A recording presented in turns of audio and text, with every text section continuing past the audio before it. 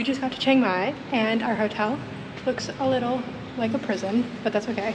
Now that the smell of food doesn't make me want to throw up and I've recovered from my food poisoning, we're going to get some pad thai, which I've been craving basically ever since we left Thailand for the first time. So come along with us as usual. We got some cow soy, which is apparently a famous dish in northern Thailand and northern Laos, around this area.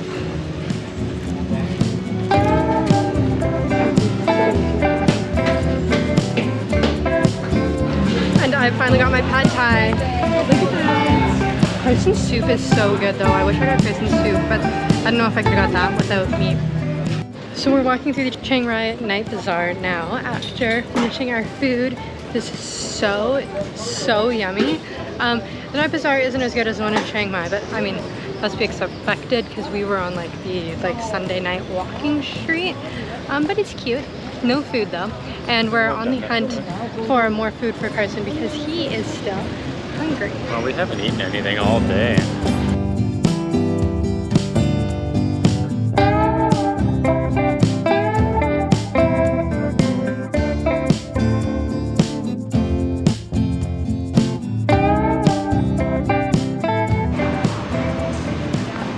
We got some Halloween decorations to put me in the Halloween spirit. And some actual bats flying around. There's a cat cafe, and we're gonna go inside. That's my nightmare. I can't. We're going. We're obviously not going. You can go by yourself, and then you can shower off and have a biohazard containment clearance. Look at them eating.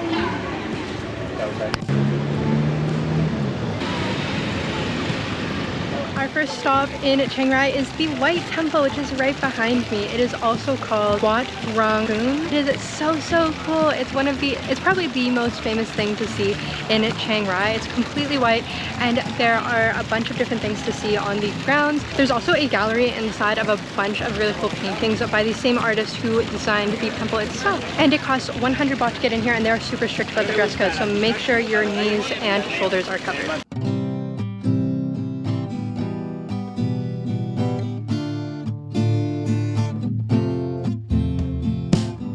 Do you see that tower right there? That tower has a security guard in it and he uses a megaphone to like scold the tourists. We've heard him twice since we were here to tell people to keep walking and also tell people that they need to have their shoulders covered, but you get singled out and it's so loud. So you gotta make sure that you're dressing appropriately here.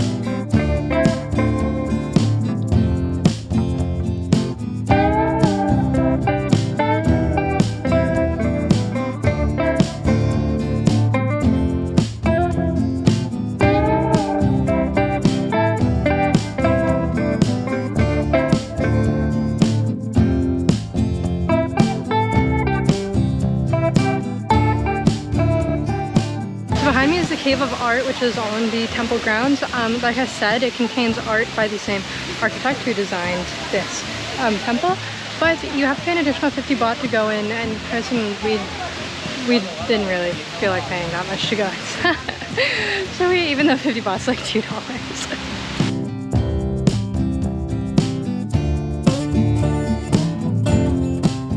Okay, we're going into the golden washroom. It's like this place was built for me. I feel like a king.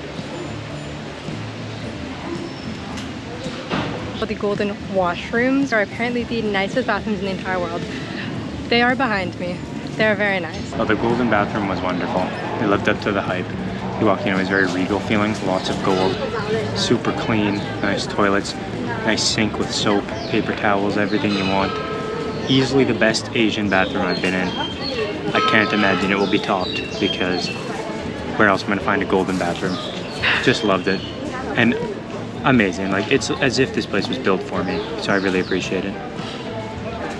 He's got the sandals. This is the guy, the artist, I think. So we just took a grab from the White Temple to the Black House, which is behind me. It is a collection of these black houses like you see behind me, and it features art from another Thai artist. The buildings take on a bunch of different shapes, so we're gonna go explore them now. I'm super excited.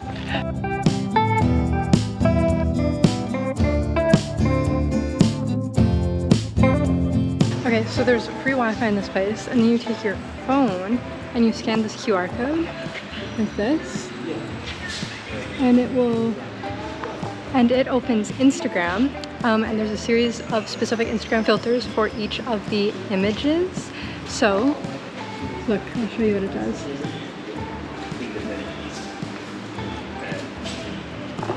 Isn't that cool?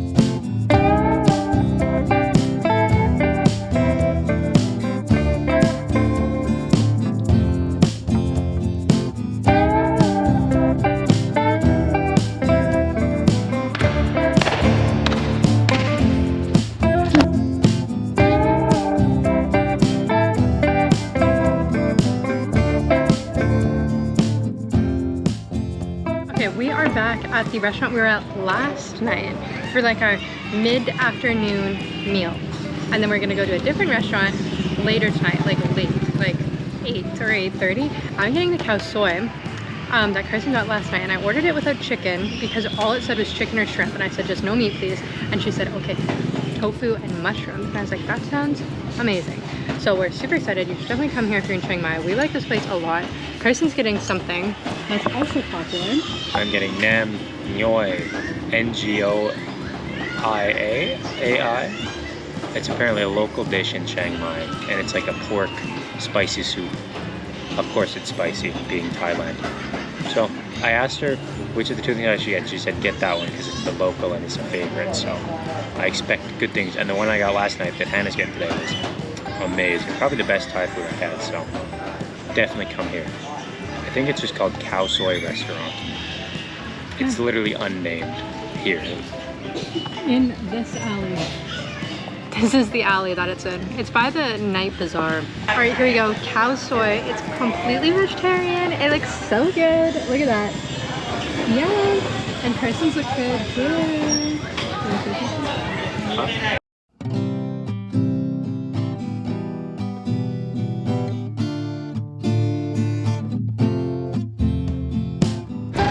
Okay, it's next day. We are on a local bus leaving from the Chiang Rai bus station, and we're heading on this crazy route that Carson planned. Do you want to explain where we're going? We're going to Mae Sai, which is the most northern point in Thailand, and the border with Myanmar. So we're going to see that. It's like a very Myanmar-esque town, they say. We'll walk around there, see the border to Myanmar, see the most northern point in Thailand. Then we take a song towel, which is those buses, I mean the trucks with the bus seats in the back, to the Golden Triangle, which is where Laos, Myanmar, and Thailand all meet up. So you can see that, and they have it's like a big opium smuggling hotspot from back in the day. So there's a museum, the Hall of Opium, and we're barely gonna make it in time, so it's kind of stressful. So we go to that museum, you see where all the three countries meet by the Mekong River, very cool. And then we take another song towel to Chiang San, which it's just a town on the river, which seems cool. It has some fun stuff like nature walkway. It's right by the Golden Triangle, so some of that stuff and then we take the bus back. We're on the bus right now. This is what it looks like.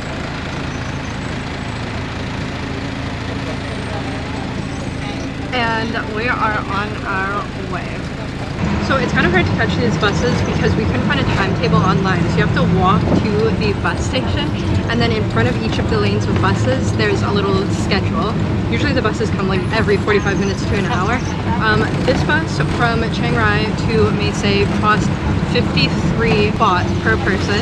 So 106 total for us to go, which is about $4 Canadian. Online it said it was going to be 20 each. I don't know what the deal was, if we got taken or what the vibe is.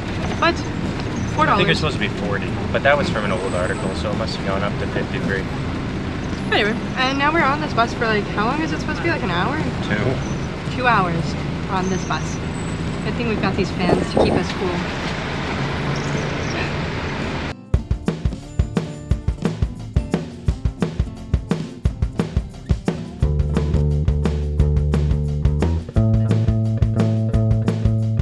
We have made it to Mae Sai.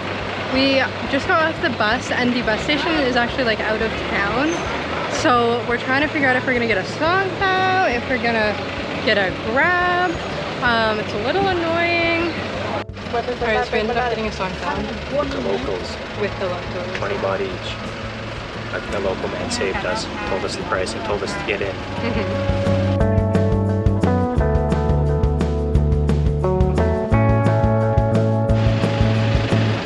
Alright, we just got off of our song tao in the middle of all of these cars. Are headed to Myanmar because the border is right there. And we just like pulled up and just got right off in the middle of the street. So yeah, the Myanmar border is right there. That's the Thai side. You go through and then go through the Myanmar border, and on Myanmar side it is a city called Tachiliak. And that is just right through there. Myanmar.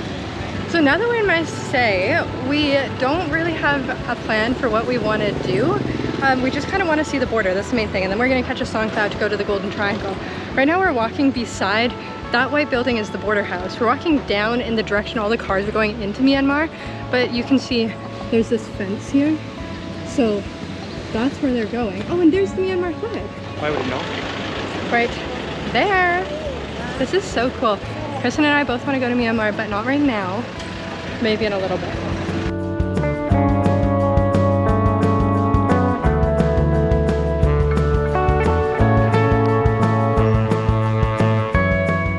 So like I said, on the bus stopped way outside of the city center, and then we had to take a song tao with a bunch of locals into the city center.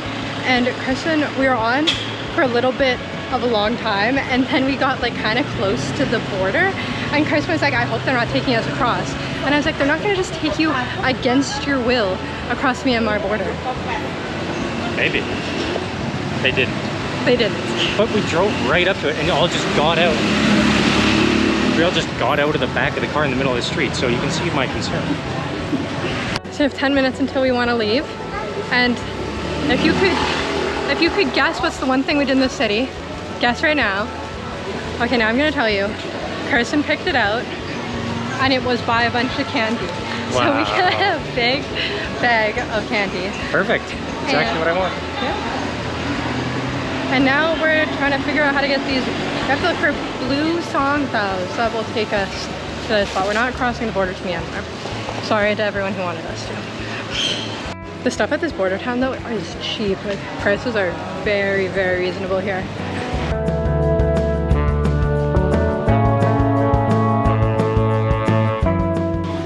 I'm fairly confident we're the only white people in this entire city at the moment. And we're also in this big market, but no one's trying to like hawk things to us or sell things to us because I don't think anyone speaks English. So they don't even bother. Which is nice. This is refreshing. Until we get run over. I know what to say something. I think this is the coolest market we've ever been in though. It's very different than usual. It's super cool. Oh, that looks good. So we've got about 5 minutes until I wanted to leave because the Opium Museum closes at 3:30, or the last entry's at 3:30, but we don't want to miss it. But we couldn't come to a city without walking up a bunch of stairs first. We're walking up all these stairs because there might be something cool at the top.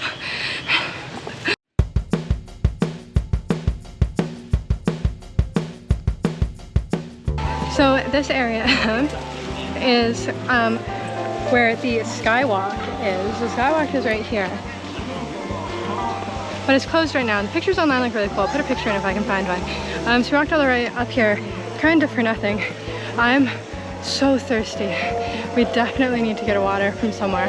I'm sure there's a restaurant here.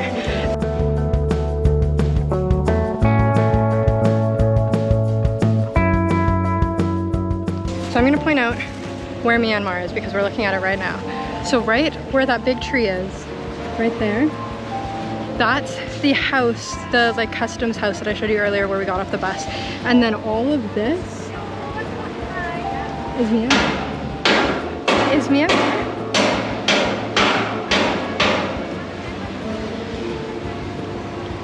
Okay, we've seen what we needed to see.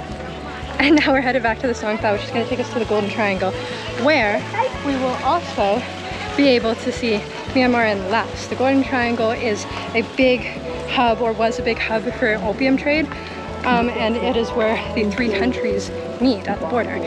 And I got a water, so we're hiking back down now.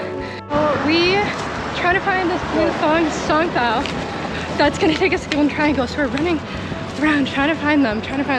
No one here really speaks a lot of English, which is understandable given it's just a small Thai town. So we found two blue Songthas that are parked up here. So we're gonna go see if they know what's up. So that was chaos. We finally got a Songtha. It turns out the first guy who quoted us 500 baht, $20, which is like, also, we really fell for it because it's the most standard like Thailand oversell price is 500 baht. He was like 500 baht, and we're like, no. And then he didn't really want to negotiate, so we kept walking, tried to find a different Songtha, couldn't find anyone. Then Chris was like, let's try a tuk-tuk. So we walked all the way back to tuk-tuks. Tuk-tuks are like 800. Remember we were talking to, was like, you can't do that. And then finally we were like, whatever, let's just go back to the guy and pay 500. But we didn't want to go back to him with our tail between our legs, because we found another Songtha that also would do 500. So now we're in our private Songtha, going to the Golden Triangle. We may not make it to the last closing or the last entrance of the Opium Museum, which is closed at 3:30, which is super early. So we'll figure that out. We're eating our candy though. We have some fruit roll-ups. Kristen's got, look at that. When we were shopping for these, it was 3 containers of candy for 100 baht, which is $4, which was standard across every single market, like as standard as the price of elephant pants, which are also 100 baht, literally everywhere. Now we're just sitting here.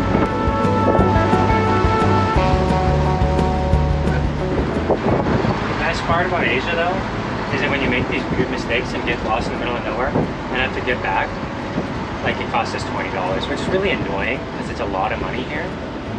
But like it's $20, so you can make a lot of big mistakes and they're only $20, so it makes you feel a lot better. Unlike in Europe when it costs us like $200 each.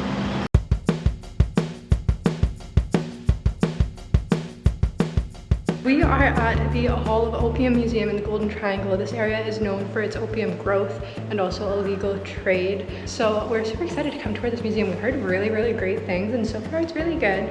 I love it. It's like very multimedia. They have videos and they had that little like triangle thing going through the ages. It's really cool. And opium is like a big thing in human history. I knew, but now it's cool to get the full story.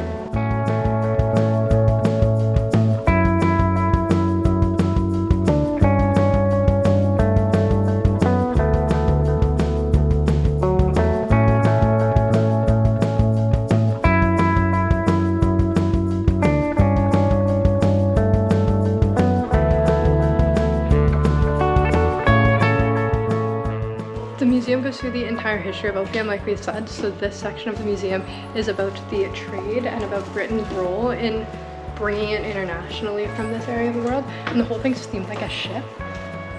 It's so cool.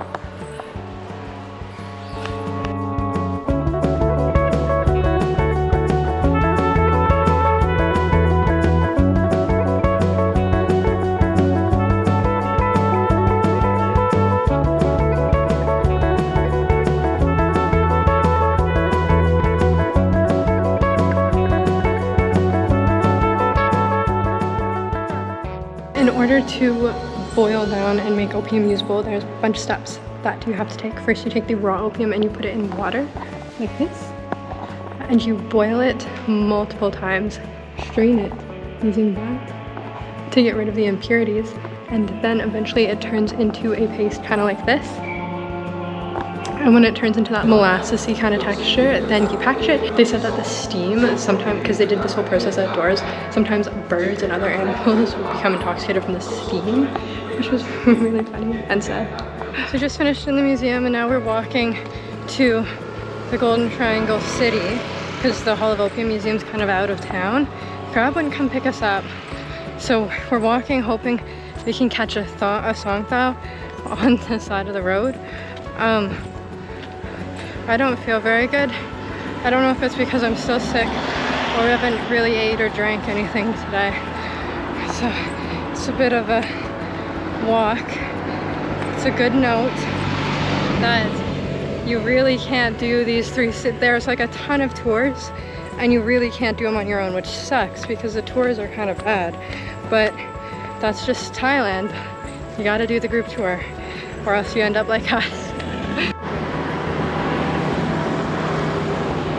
Everything over there, where you see the river, everything on the other side is Myanmar. Where is the border? We've got a little boat going through. Okay, so we were just walking on the side of the road, and this man came and took pity on us and put us in the back of his truck. And nice told us guy. to take us into town. So now we're just running in the back of this man's truck. He was so nice, and Chris was just complaining about Thailand. And this was... Show that. We're literally just sitting in this guy's truck. Now that we're out of the truck, we are here at the Golden Triangle. Okay, so I'm going to show you where everything is. Here's a little pano, and then we've got this right here. Thailand, right here. Myanmar, over there. Laos, right there.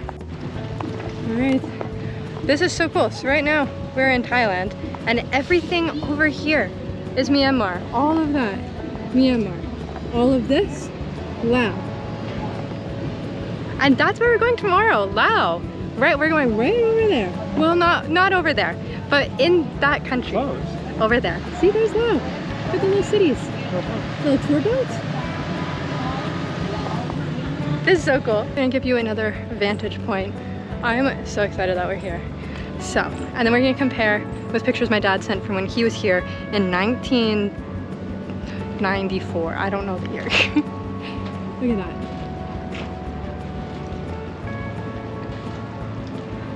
Okay, we are pulling up the pickies. Okay, this is a picture he sent me. We're gonna try to find that sign, the City of the Golden Triangle. Oh, the northernmost point of Thailand. That's where we were. Oh, I was so excited. I completely forgot to say that. Mae Sai is the northernmost part of Thailand, where the Myanmar border is. So that is most likely where they crossed into Myanmar. And we were there too. We didn't see this sign. And as you can tell from our vlog footage, it looked a little bit more developed than this picture looks. Yeah, no. Yeah, and then here's them, just in case you're curious. Here's them in Myanmar. Oh. So he never sent me any pictures of them at the Golden Triangle, besides that Golden Triangle sign. So in lieu of the Mae Sai pictures, enjoy the Golden Triangle.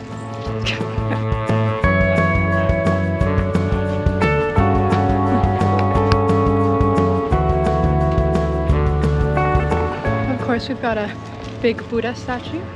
I'll just give you another little view of the Golden Triangle here.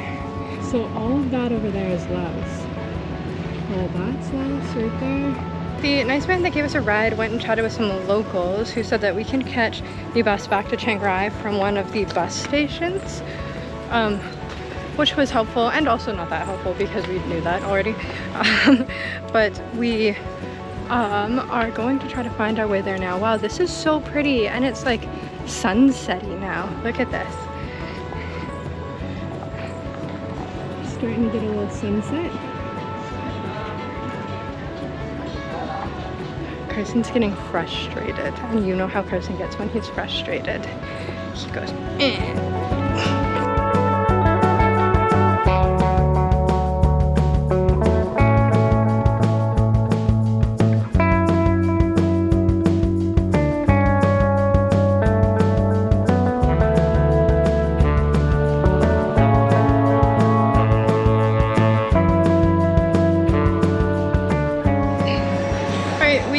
Back. I'll give a little update in a second, but we're back at the night bazaar in Chiang Rai, and we are going to the food court, which we haven't eaten at yet.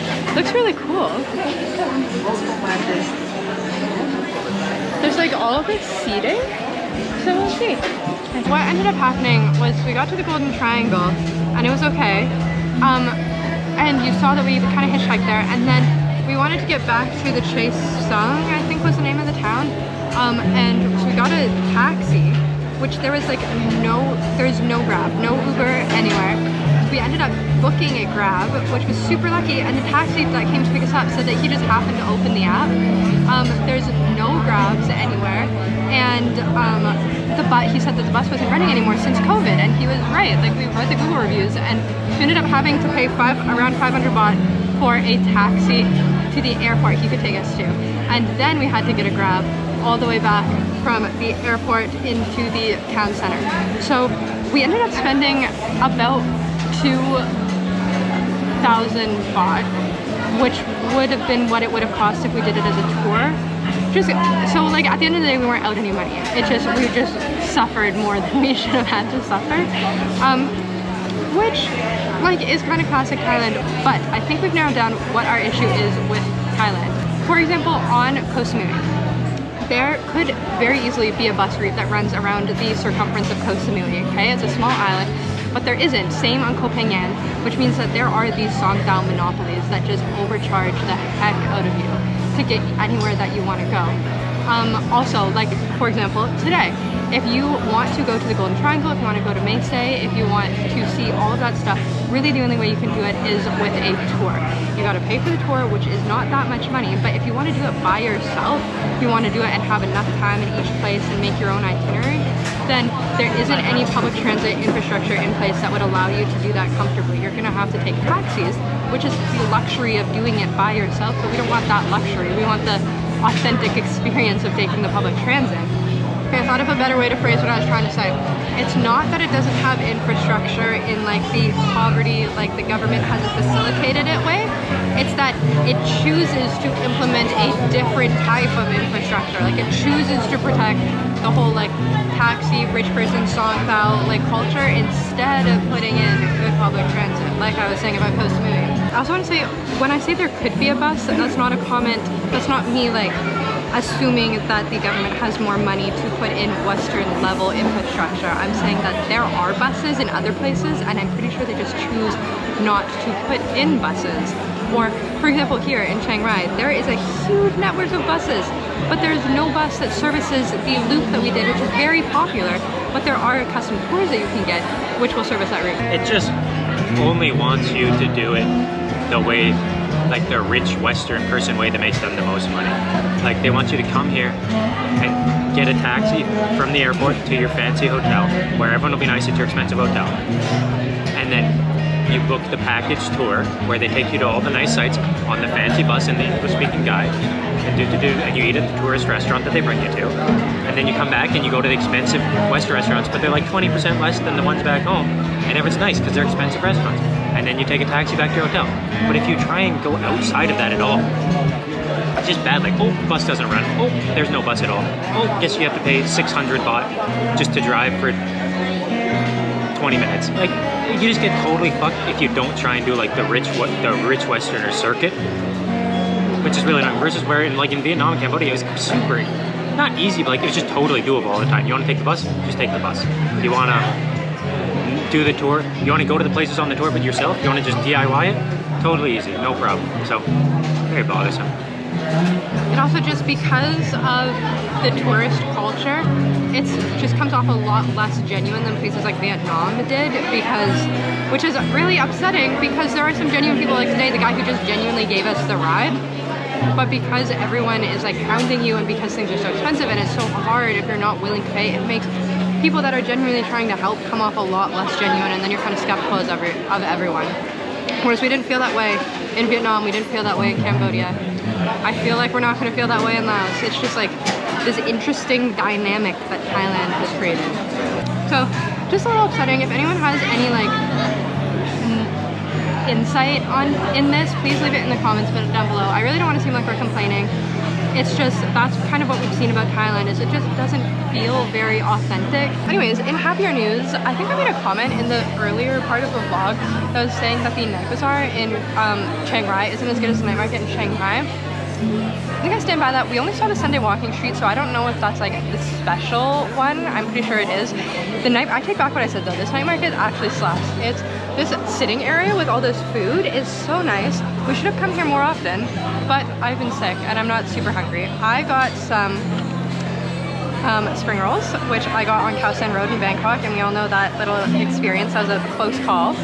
I think I got some chicken strips, and he's out right now. I don't know where he ended up, but oh, he's right back there. He is looking for more food. I still don't really feel very well, so I think I'm just gonna have some spring rolls. But look what Carson got us. Another Hong Kong waffle. It's got ice cream, it's got cornflakes, it's got caramel. Let me look at that. But my tum. I'm hungry. We're here at the Blue Temple. We have our packs on, and I feel not good, but we just had to squeeze it in. Anna's sick.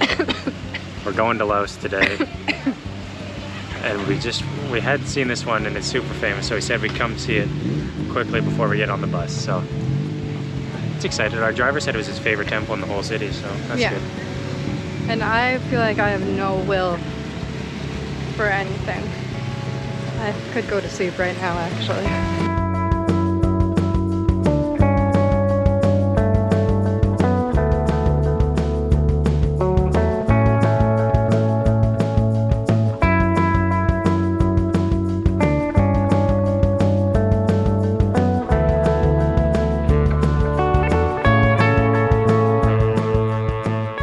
So we're signing the guest book, but like I talked about in my newsletter, which you should subscribe to, the year in Thailand is different than the year back home because their time starts according to Buddhism. It's the year 2566 right now. So that's what we're writing in this book.